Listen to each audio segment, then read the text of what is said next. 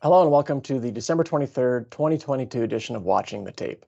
With Christmas right around the corner, I thought I'd highlight some gift ideas for the children in your lives, sons, daughters, nieces, nephews, grandkids, etc. And because this is a financial YouTube series, of course, these ideas involve the gifting of money and investments. And while it might be a bit last minute for this Christmas, these ideas can be used over and over for years to come on any future gift-giving occasions.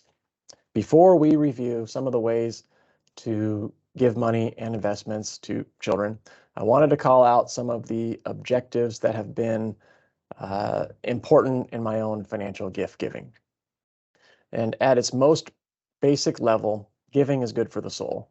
We all have elements of generosity in our DNA, and I think that giving and receiving are very important exchanges with our fellow human beings. Christmases and birthdays give us natural opportunities to give gifts and promote stronger bonds with friends and family. So let's not forget that part in all of this. Second, exposure to investing or exposure to the concept of investing. So many good lessons can come out of this, like what is an investment? What are the periodic cash flows that are coming from my investments? You might get questions about why investments go up and down in value over time. There's really no better way to teach the concepts of investing to a child unless that child feels like he or she has some skin in the game. And then third, delayed gratification. A child may see the dollar amount used to purchase the stock, ETF, or mutual fund and think, gee whiz, I could have gotten a really cool toy with that money.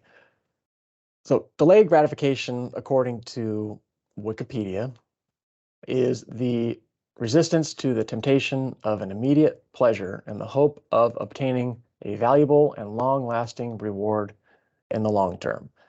Now, I'm not one who typically cites a study about really anything because I'm generally a little suspicious about who paid for the study and what those biases might be. But I'm going to break my rule right here because I happen to agree with the following statement, so it must be true. And this is also from the Wikipedia entry. A growing body of literature has linked the ability to delay gratification to a host of other positive outcomes, including academic success, physical health, psychological health, and social competence. So there you go. Your kids might think that these gifts are lame, but you're setting them up for future success in so many ways. So let's get to some examples. I have 3 to share: UTMAs, 529s, and Roth IRAs. So we'll start with UTMAs, and I call them UTMAs, but UTMA is probably the right way to refer to them. So UTMA stands for Uniform Transfers to Minors Act. And these are accounts that allow a child or a minor to hold many types of assets: real estate, stocks, bonds, commodities. Those are kind of the major ones, but you can hold lots of assets in these, lots of types of assets in these accounts. Now, an adult serves as the custodian until the child reaches the age of majority. And that age of majority varies by state, 18 to 21, and in Washington, it is age 21. So considerations.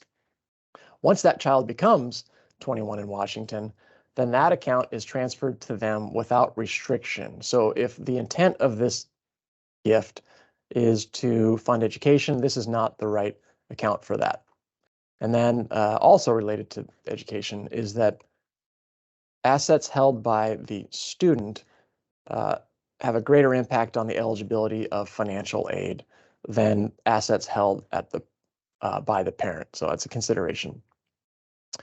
Next, we have 529s.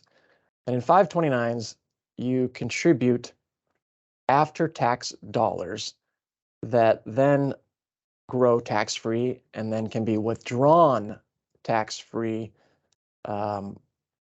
if they're used for eligible education or qualified education expenses. So this is a tax advantage savings plan for education costs. All right, considerations. So these 529s are set up for the benefit of a person, a child, a future student. So there is a name attached to these accounts. Now, if that student doesn't go to college or doesn't need all the 529 for whatever reason, doesn't use it, doesn't draw it down, the account values can be transferred to other family members. However, if no one uses the money for education expenses, then there are penalties that do apply upon withdrawal for anything outside of education expenses. So that's a very important consideration for 529s.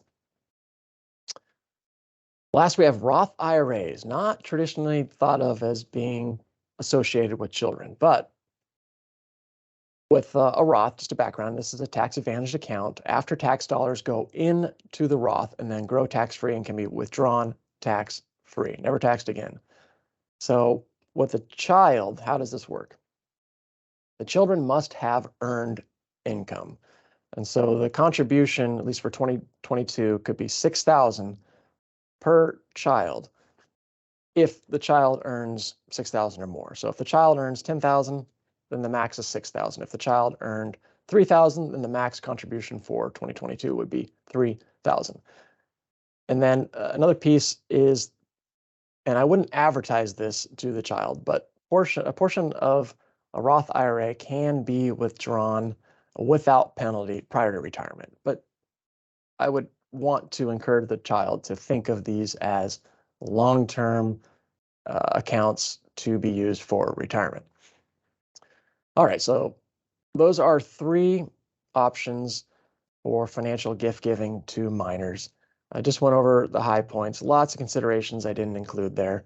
You can give me a call if you want to talk about any of these in further detail. Personally, my wife and I have UTMAs set up for our children and 529s set up for them. With the UTMAs, I even have a program, it's a matching program that I'll match basically any share they buy, any ETF share they buy. If they buy one, I'll buy another one. So they get 2 for the price of 1, just to encourage saving and investing and delaying gratification.